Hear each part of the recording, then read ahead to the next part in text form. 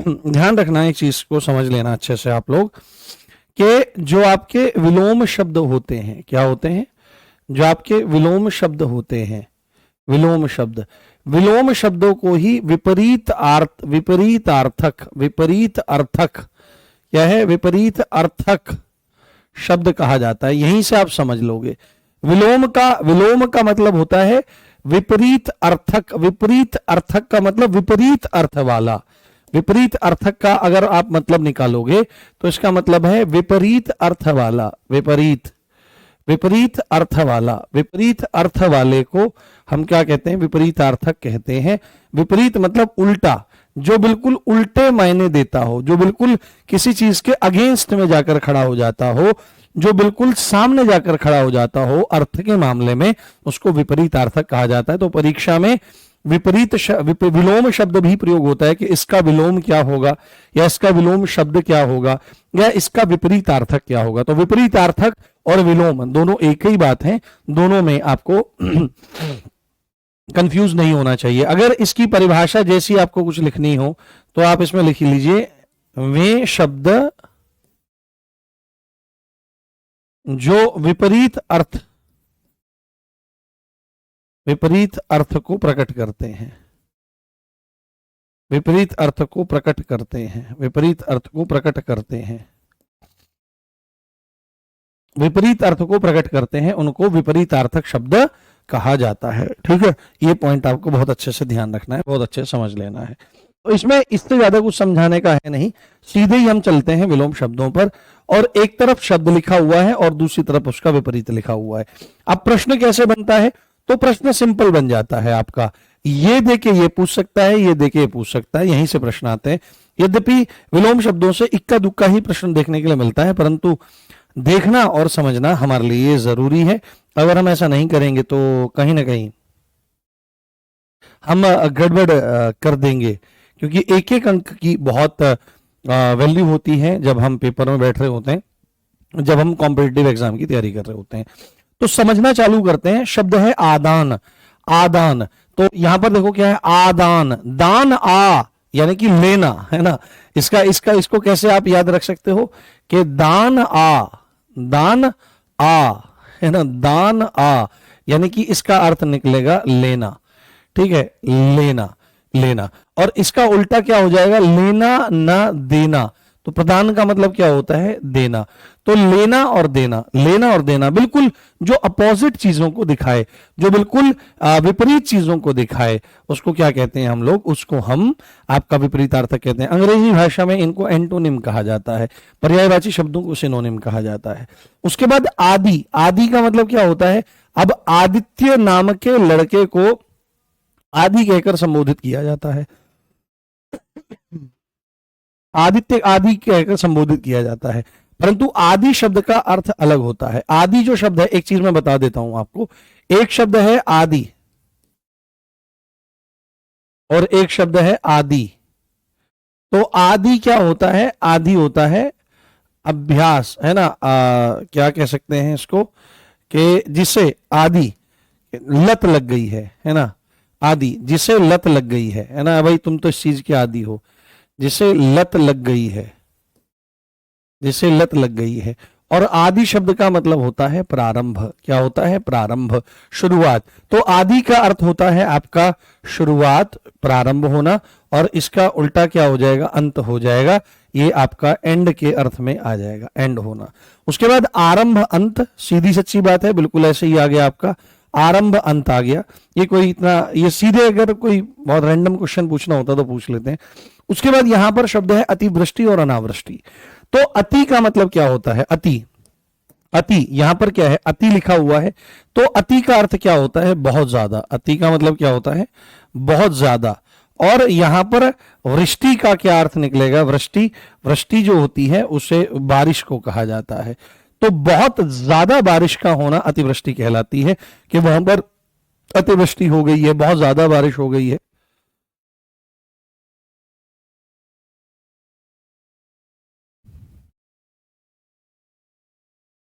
हम्म, हाँ, कौन सी class schedule से हट गई थी, किसने बोला? नहीं, मेरी तो क्लास थी, ऐसे कैसे हट जाएगी? मैं तो क्लास कर रहा हूँ। ऐसे नहीं क्लास मैं हटवाता, क्लास हटवाता हूँ तो मैं मैसेज डालता हूँ। आपने देखा है मैंने परसों क्लास हटवाई तो मैंने मैसेज डाला था। ठीक है, तो यहां पर अतिवृष्टि, और इसके उल्टे क्या हो जाएगा? बहुत कम बारिश होना। ठीक है, यहां पर क्या हो जाएगा? अतिवृष्टि बहुत ज्यादा बारिश होना, तो इसका उल्टा क्या हो जाएगा? बहुत कम बारिश होना। बहुत कम बारिश होना या ना होना, बहुत कम या ना होना क्या बारिश, तो अनावृष्टि कहते हैं। अन अन अन मतलब नहीं वृष्टि। अपना, अपना क्या होता है? अपने का उल्टा पराया हो जाता है कि अपना पराया, है ना। अपना मतलब जो अपने संबंधित है, पराया जिसका अपने से कोई संबंध नहीं है। अधम किसको कहते हैं? आपने एक शब्द सुना होगा, नीच। ये तो बहुत नीच है, बड़ा गिरा हुआ इंसान है, गिरा है ना, गिरा हुआ, कि भाई गिरा हुआ, नीच बहुत गिरा हुआ, दुष्ट व्यक्ति इस सेंस में आ जाता है। तो अधम मतलब नीचा, नीच, और श्रेष्ठ मतलब ऊंचा। श्रेष्ठ मतलब क्या होता है? ऊंचा। तो ऊंचे का उल्टा क्या हो जाता है? नीचा हो जाता है। तो अधम का श्रेष्ठ हो जाता है, ये आप ध्यान रखें। हाँ, सर कल 1 बजे क्लास है। हाँ, मैं टाइम का देख लूंगा, और जो हरियाणा वाले बच्चे हैं उनका और आपका सेम टॉपिक चल रहा है, तो कल हम इस टॉपिक को, वाक्य शुद्धि को पूरा करेंगे। और 1 बजे रख लेते हैं कल क्लास ना। ठीक है, हरियाणा वालों की, आपकी तो 1 बजे रहती है, हरियाणा वालों की भी रख लेते हैं 1 बजे ही। ठीक है, बाकी मैं एक बार देख लूंगा अगर कुछ टाइम का रहेगा। उसके बाद जीवित, जीवित मतलब जो जिंदा है, और मृत ये तो सीधा ही आ जाएगा। उसके बाद ये काफी इंपॉर्टेंट है, ये क्या है आपका? अनिवार्य। अनिवार्य मतलब करना जरूरी है ना, करना जरूरी ना, विकल्प नहीं, ऐसे लिख सकते हैं इसको, अनिवार्य को, कि विकल्प नहीं, विकल्प नहीं, विकल्प नहीं होना, विकल्प नहीं होना। और वैकल्पिक यानी विकल्पों का होना, कि वैकल्पिक विषय है, यानी कि आप इसको चुन सकते हो। और अनिवार्य विषय है तो यहां पर आपकी कोई चॉइस नहीं है। यहां पर आपकी जो चॉइस है वो आपकी डन होती है, और यहां पर आपको चॉइस नहीं मिलती है। ये अनिवार्य है, यानी कि ये करना ही पड़ेगा, यहां पर ये बात है। उसके बाद ये काफी इंपॉर्टेंट है आपका अल्पज्ञ। तो देखो यहां पर क्या लिखा हुआ है? अल्प। अल्प का मतलब होता है थोड़ा, ठीक है, और ज्ञ मतलब जानने वाला। तो जिसको बहुत कम जानकारी होती है ना, कम जानकार होता है। और यहां पर है बहु, बहु का मतलब बहुत, बहु का मतलब बहुत, और ज्ञ का मतलब जानने वाला। तो बहुत जानने वाला, बहुत जानकार, है ना, बहुत जानकार। किसी भी विषय का वह कोई बहुज्ञ हो सकता है और अल्पज्ञ हो सकता है। अस्त मतलब क्या होता है? अस्त मतलब होता है उगना, है ना, डूबना। अस्त मतलब होता है आपका डूबना। और उदय मतलब क्या होता है? उदय। उदय मतलब होता है उगना। तो सूर्य उदय होता है यानी उगता है, और अस्त होता है। अच्छा, इसको थोड़ा ध्यान रखना है। शब्द है निरोग, ध्यान रखना है। अगर पेपर में आ जाएगा रोगी, तो रोगी का निरोगी नहीं बोलना है, ठीक है, रोगी का निरोग बोलना है। रोगी, रोगी होना एक यहां पर एक अवस्था को दिखाता है, और निरोग भी एक अवस्था होती है। तो यहां पर बहुत गलती होती है। रोगी का ये सही है, अगर कहीं पर आप इसको निरोगी लगाने लगे तो निरोगी गलत माना जाएगा। निरोग मतलब रोग नहीं होने की दशा, और रोगी मतलब रोग होने की दशा। हाँ हाँ, प्रश्न का उत्तर देना अनिवार्य है, बिल्कुल।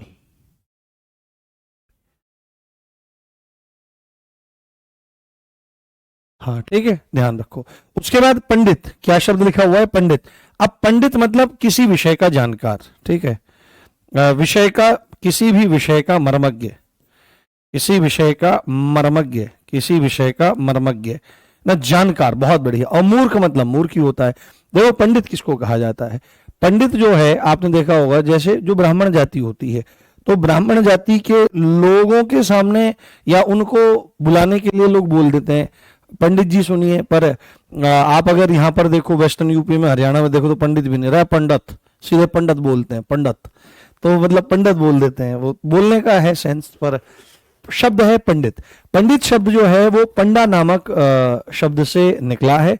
पंडा का मतलब होता है, पंडा एक तरह की बुद्धि, प्रज्ञा का नाम होता है। बहुत तरह की बुद्धियां होती हैं, बहुत तरह की प्रज्ञा होती हैं, प्रज्ञा को ही बुद्धि कहा जाता है। तो ऐसी बुद्धि जिसको सही और गलत के बीच में फर्क मालूम पड़ गया है ना, जिसका विवेक जागृत हो गया है, उसको पंडा कहा जाता है। आप एक चीज नोटिस करना कि जितने भी शास्त्रीय गायन वाले हैं, है ना, शास्त्रीय गायन वाले हैं, जो भारतीय शास्त्रीय गायन करते हैं, नो नो, समझ गए आप? ये सब, ये इस तरह गायन करने वाले आपके, तो इन सब के सामने पंडित लिखा रहता है, तो सबको लगता होगा ये तो सब ब्राह्मण है भाई, पर ऐसा नहीं है, ऐसा नहीं है। उस्ताद जो शब्द है वही पंडित, पंडित कोई उस्ताद, उस्ताद कोई पंडित कहा जाता है, मतलब जो किसी विषय में महारत हासिल कर ले गया है उसको पंडित बोला जाता है, और उसका ये है मूर्ख, उल्टा। पराजय, पराजय किसको कहते हैं? पराजय कहा जाता है हार को, है ना, डिफीट को, हार को कहा जाता है।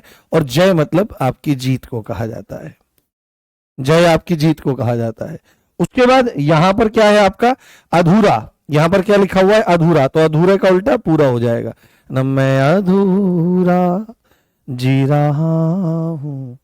छोटी हरड़ लेनी है। आप भी पंडित हो सर जी? अरे हम तो मूर्ख हैं भैया, क्या है कि पंडित हैं। हाँ, ठीक। ये देखो यहां पर ध्यान से, आगे यहां पर समझो। उसके बाद ये काफी इंपॉर्टेंट है, आकाश। ये आकाश का बच्चे धरती लगा देते हैं, ठीक है। यहां पर आकाश का धरती नहीं लगाना है या पृथ्वी नहीं लगाना है, आकाश का पाताल होता है, और बहुत इंपॉर्टेंट है, कई बार एग्जाम में ये पूछा जाता है, कई बार ये पूछा जाता है। हाँ, पराजय का जय होता है, विजय नहीं लिखते, पराजय को विजय नहीं, जय पराजय। युग युग नहीं सुना है आपने? जय और पराजय। सर रिवीजन तो करवाओ इस संडे को, सब रिवीजन हो रहा है भाई, मेरे को भी तो एक दिन का आराम दे दो यार। हाँ, मेरे को थोड़ा आराम चाहिए भाई। अगर मैं संडे में पढ़ाऊं ना, तो आप देखना पूरे हफ्ते मेरा परफॉर्मेंस जो रहेगा पढ़ाने का।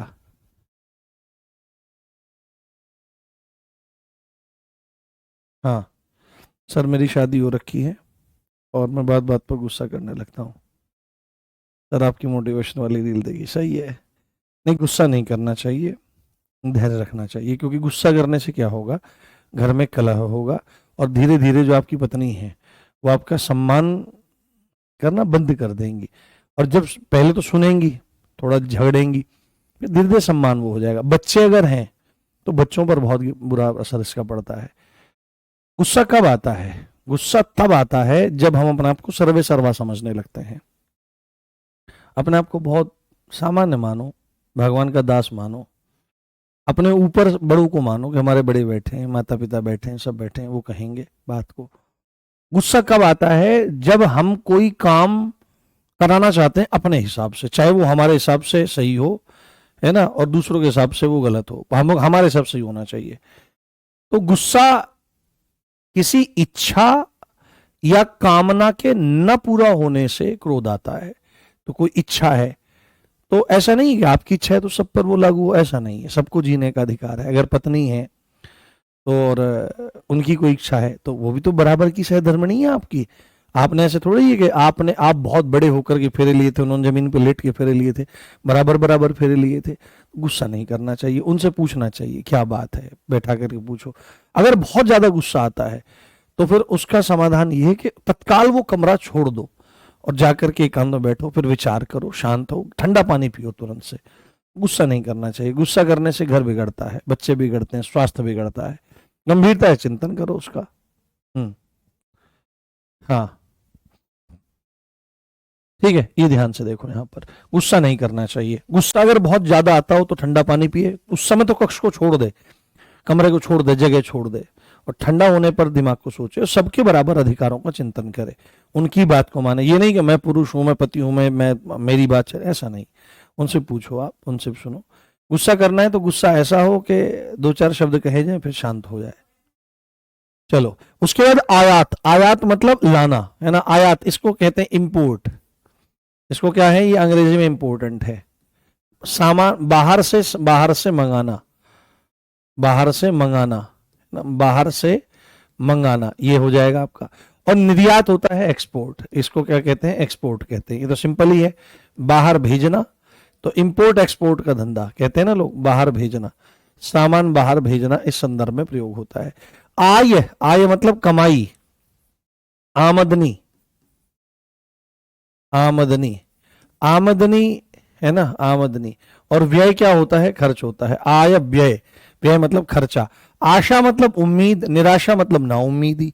इसको क्या बोलते हैं? ये उम्मीद शब्द है, उम्मीद, आशा, उम्मीद है, और निराशा मतलब ना उम्मीदी, ना उम्मीदी, ना उम्मीदी आपका ये आ जाएगा।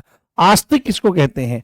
तो आस्तिक जो भगवान में विश्वास करे, जो भगवान में क्या करे, जो भगवान में विश्वास करता है, जो भगवान में विश्वास करता है। नास्तिक जो भगवान को नहीं मानता, ठीक है, वो कहता है भगवान है ही नहीं यहां पर, ये स्थिति है। ये सामान्य बात है आपकी। हाँ प्रीति, ये पुरुष प्रधान समाज है जी, गुस्सा करना पुरुषों का मूल अधिकार है। क्यों, हम पुरुष नहीं है क्या? दाढ़ी है, मूछे हैं। हाँ, राम जी पुरुष नहीं है क्या? रघुनाथ जी पुरुष नहीं है? राम जी जो परुष वचन बोलता है, एक तो पुरुष शब्द होता है, पुरुष मतलब मेल, और एक शब्द होता है परुष। परुष का मतलब क्या होता है? परुष का मतलब होता है कठोर। कठोर वचन बोलना, परुष वचन बोलना पुरुष की पहचान है, ये बिल्कुल गलत है जी। आप ऑलराउंडर हो क्या? क्या ऑलराउंडर, किस तरह के ऑलराउंडर? तो नहीं, ऐसा नहीं है। उसके बाद उत्कर्ष, उत्कर्ष मतलब ये है, आपने सुना होगा उत्थान, ऊपर उठना, उत्थान ऊपर उठना। और अपकर्ष क्या होता है? अपकर्ष होता है एक तरह से पतन हो जाना, नीचे गिर जाने की स्थिति में आपका आता है। ये काफी इंपॉर्टेंट है आपका। उन्मीलन, ये पूछा जाता है कई बार। उन्मीलन का मतलब है पलकों को खोलना, पलकों को खोलना उन्मीलन कहा जाता है। पलकों को खोलना उन्मीलन। जैसे ऐसे ही आंखें बंद है, आंखें बंद करके जो एक चेहरा नजर आया, आंखें खोल दी तो आंखें खोलना उन्मीलन है, पलकों को उठाना उन्मीलन है, और इनको नीचे डाल देना निमीलन कहलाता है। पलकों को गिराना निमीलन है, पलकों को गिराना, पलकों को गिराना क्या है? निमीलन कहलाता है आपका, निमीलन। उसके बाद उत्कृष्ट, उत्कृष्ट मतलब अच्छा, उत्कृष्ट मतलब अच्छा, ठीक है, अच्छा, शानदार। निकृष्ट मतलब नीचा, अरे बड़े निकृष्ट आदमी हो, बड़े नीचे आदमी हो, बड़े हल्के उसके तरह के आदमी हो। काफी इंपॉर्टेंट है, उत्कृष्ट और निकृष्ट पूछा जाता है। निराशा, मायूसी, हाँ बिल्कुल कह सकते हो, नाउम्मीदी। सर आप ठीक हैं क्या? क्यों, क्या हुआ मुझे? मैं तो मस्त रहता हूँ भाई। हाँ, कभी कभी मुझे भी मायूसी हो जाती है, पर भगवान के चरणों की तरफ देखते हैं, फिर हिम्मत बढ़ जाती है। चलो आगे। उसके बाद यहां पर क्या है? उत्तरार्ध और पूर्वार्ध। तो आपको मैंने बताया था, यहां पर क्या लिखा हुआ है? उत्तर अर्ध, उत्तर अर्ध, उत्तर अर्ध, उत्तर का आधा है ना, उत्तर का आधा। उत्तर मतलब बाद वाला आधा है ना। ये क्या है? उत्तर का मतलब क्या है? उत्तरार्ध, पूर्वार्ध। तो है ना, आपने पढ़ा होगा उत्तरी गोलार्ध, दक्षिणी गोलार्ध, पूर्वी गोलार्ध, है ना, पश्चिमी गोलार्ध, ये उसमें पढ़ते हैं भूगोल में हम। तो यहां पर उत्तर अर्ध यानी कि बाद वाला आधा। उत्तर का मतलब बाद भी होता है, आपको पता है, मैं आपको पढ़ा के आ चुका हूं। तो बाद वाला आधा, बाद वाला आधा। और पूर्वार्ध मतलब यहां पर पूर्वार्ध, तो पूर्व और अर्ध, पूर्व और अर्ध ये आ जाएगा आपका। तो पूर्वार्ध में पहले वाला आधा, पहला आधा या पहले वाला आधा ये हो जाएगा।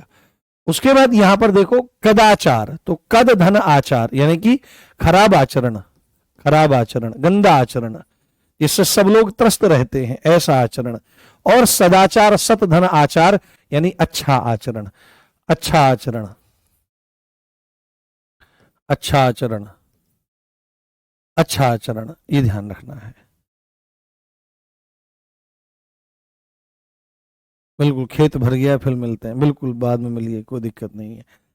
ठीक है, ध्यान से देखो। उसके बाद कनिष्ठ, कनिष्ठ जो शब्द है, कनिष्ठ जूनियर के लिए प्रयोग होता है, जो किसी का जूनियर होता है उसके लिए कनिष्ठ यूज होता है। और वरिष्ठ होता है, इसके लिए सीनियर शब्द का प्रयोग होता है। कृतज्ञ किसको कहते हैं? ये बहुत बार आता है पेपर में। कृतज्ञ मतलब एहसानमंद, जो एहसान को मानने वाला होता है, किसी के किए हुए को मानने वाला होता है, उसको कृतज्ञ कहते हैं। और कृतज्ञ किसको कहते हैं? एहसान फरामोश को। किसको? एहसान फरामोश। जो एहसान फरामोश होता है उसको क्या कहा जाता है? उसको कृतज्ञ कहा जाता है। और कृतज्ञ होना सबसे बुरा है। हाँ हाँ, दक्षिणार्ध नहीं होगा, नहीं, ये उस सेंस में नहीं है, ये उस सेंस में नहीं है, बाद बाद और पहले वाले के सेंस में है। अगर ये उस सेंस में होता तो दक्षिणार्थ होता, परंतु उत्तरार्ध मतलब बाद वाला पहला, बाद वाला आधा, और पूर्वार्ध मतलब ये। कुसंग मतलब कु मतलब गंदा, कु जो है इसका मतलब गंदा, और संग मतलब संग, है ना, संग साथी, गंदा संग। और सत मतलब अच्छा, है ना, अच्छा, और संग मतलब संग, ये हो जाएगा। अमीर का गरीब हो जाएगा। दास किसको कहते हैं? दास कहते हैं नौकर को, ठीक है, नौकर को। और उसका उल्टा क्या हो जाएगा? मालिक हो जाएगा। दास का उल्टा क्या हो जाएगा? मालिक हो जाएगा, मालिक हो जाएगा। अनुकूल जो हमारे हिसाब से है, प्रतिकूल जो इसका उल्टा है। समझ में आ रहा है? बताओ।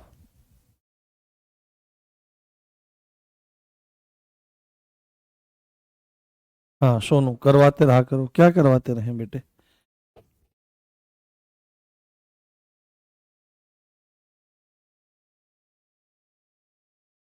हम्म, कुपुत्र सुपुत्र, हाँ इस तरह से हो सकता है, बिल्कुल हो सकता है, ठीक है, ध्यान रखें। उसके बाद हमारा आ जाता है अनुराग, इसको, हाँ अनुराग। अनुराग का मतलब क्या होता है? एक तरह से प्रेम, है ना, अनुराग प्रेम को कहते हैं, लगाव को कहा जाता है। और विराग मतलब क्या होता है? विराग मतलब उदासीन, है ना, उदासीन, विराग, वैराग्य, वैराग्य को कहा जाता है। तो लगाव होता है और विछोह होता है। किसी से प्रेम होता है तो उसके निकट रहते हैं हम, विराग विरक्त स्थिति रहती है तो उससे हम दूर रहते हैं। हम्म। हम्म। नहीं, ऐसा तो प्रियंका बहुत लोग हैं। हाँ, बेटे रहता है, ये तो बहुत सामान्य सी बात है। उसके बाद ये काफी इंपॉर्टेंट है, अपेक्षा उपेक्षा। इन दोनों, अपेक्षा और उपेक्षा, इनमें समश्रुत भिन्नार्थक शब्दों के जोड़े पूछे जाते हैं। हाँ, इनमें समश्रुत भिन्नार्थक शब्दों के जोड़े पूछे जाते हैं, और ये विपरीतार्थक भी हैं। अपेक्षा का मतलब होता है उम्मीद, भाई किसी से उम्मीद लगा लेना। और उपेक्षा का मतलब होता है किसी से निरादर करना, है ना, निरादर प्राप्त करना। या एक तरह से आप क्या मानो, उम्मीद है तो किसी से नजरअंदाज प्राप्त, नजरअंदाज, आपको किसी से बहुत उम्मीद है पर वो आपको नजरअंदाज कर रहा है, इस सेंस में। उसके बाद ये काफी इंपॉर्टेंट है, अवलंब। तो अवलंब किसको कहते हैं? जो सहारा होता है ना, किसी का सहारा, कि दे ही मातु अवलंब, अवलंब सहारा दीजिए। हाँ, अच्छा, राम सिंह जी बहुत बढ़िया बेटे। राम सिंह जी बोल रहे हैं जब से आपसे पढ़ा हूं सब पूरा जीवन ही बदल गया है मेरा, बहुत परिवर्तन आ गया, आपकी बातों पर चिंतन करता हूँ। ठीक है, भगवान की कृपा है आप पर।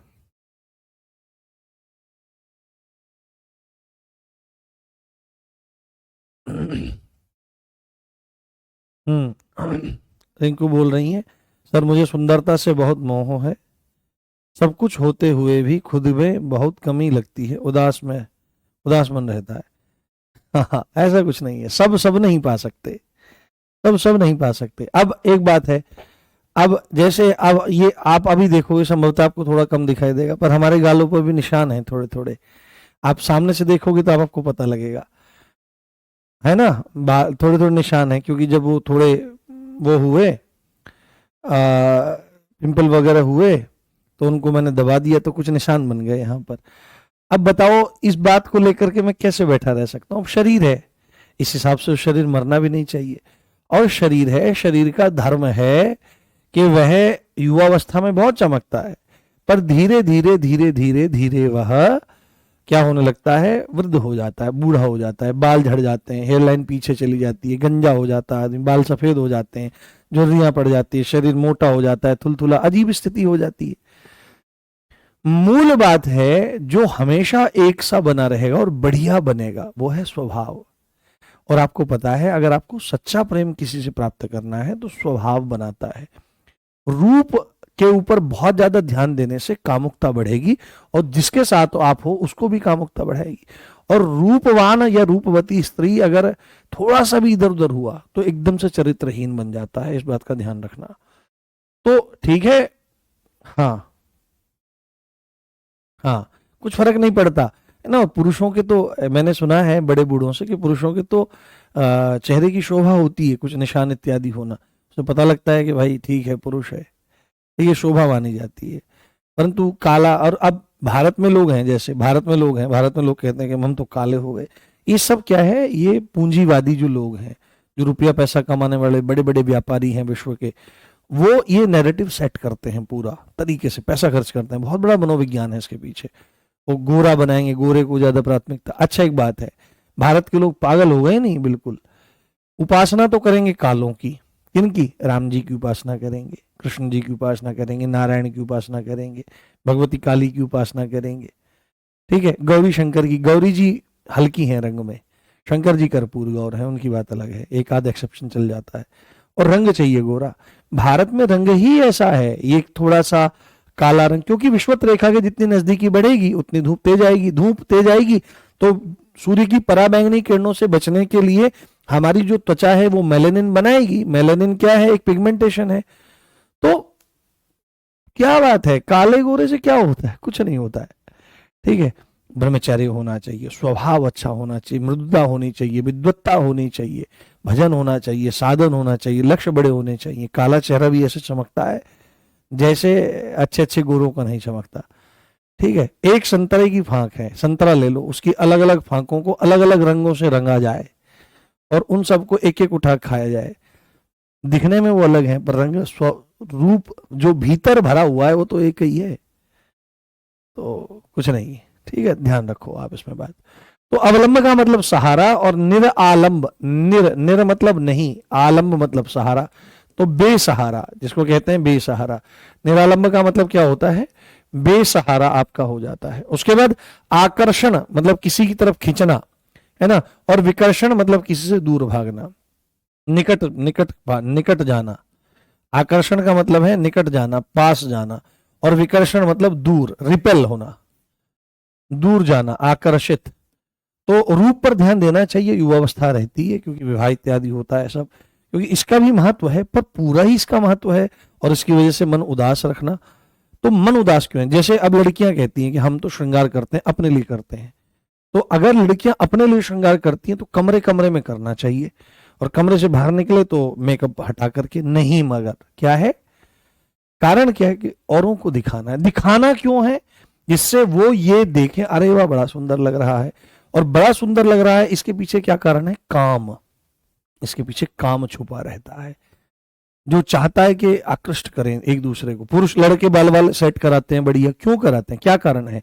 जिससे लड़कियां देखें और लोग देखें, अरे बड़ा सुंदर लग रहा है। कारण क्या है? काम। मूल बात है ना। अगर अपने लिए करते हैं तो कमरे में करो। अब लड़कियां अलग अलग तरह के कपड़े पहनती है, हमारी मर्जी है, हमको अच्छा लगता है इसलिए हम पहनते, तो हम बाहर पहन के क्यों जाते हो? आप कमरे में पहनो, खूब दिखाओ, आहा खूब दिखाओ अपने आप को। बाहर जाने से अगर समाज में बवाल हो रहा है, पर नहीं, देखो मैं कपड़ों पर नहीं, कपड़े आपको जो पहनने हैं सो पहनिए, जो पहनना है सो पहनो। परंतु एक बात का विशेष ध्यान रखना चाहिए, आप छोटे कपड़े पहनो, बिल्कुल पहनो, कोई दिक्कत नहीं। बड़े पहनने हैं बड़े पहनो, कुर्ता पहनना है कुर्ता पहनो, साड़ी पहननी है साड़ी पहनो, जो पहनना है सो पहनो। पर हमेशा इस चीज का ध्यान रखना चाहिए, वह व्यक्ति बुद्धिमान माना जाता है जो समय और परिवेश के हिसाब से वस्त्रों को पहनता है। कहीं शादी में हो, बारात में हो, ब्याह में हो, दावत में हो, पार्टी में हो, क्लब में हो, कहीं कहीं भी हो, तो उसके हिसाब से बढ़िया कोट पैंट, छोटी बड़ी कैसी भी ड्रेस पहनो। पर मंदिर में जा रहे हो, शॉर्ट्स पहन के जा रहे हो, तो कहां से सेंस बनती है? ये है, ऐसे पुरुषों के लिए भी है। अब मैं कहने लगूंगा मैं तो मन में तो नंगा घूमूंगा, तो बताओ कोई बात है इसकी? अच्छा राम सिंह जी, बहुत बढ़िया, ठीक है। उसके बाद कुसुम। कुसुम क्या होता है? कुसुम है कोमल, कुसुम कहते हैं कोमल को। कुसुम पुष्प के लिए भी पुष्प कोमल होते हैं, और इसका उल्टा हो जाएगा वज्र, कठोर, ठीक है, कठोर। कर्षण, कर्षण यही है आकर्षण, आकर्षण के संदर्भ में ही कर्षण है, और उसका विकर्षण हो जाएगा। संस्कृति, इसको कल देखेंगे यहां से, ठीक है, संस्कृति से आगे कल देखेंगे क्योंकि समय का अभाव है, दूसरी कक्षा में भी जाना है।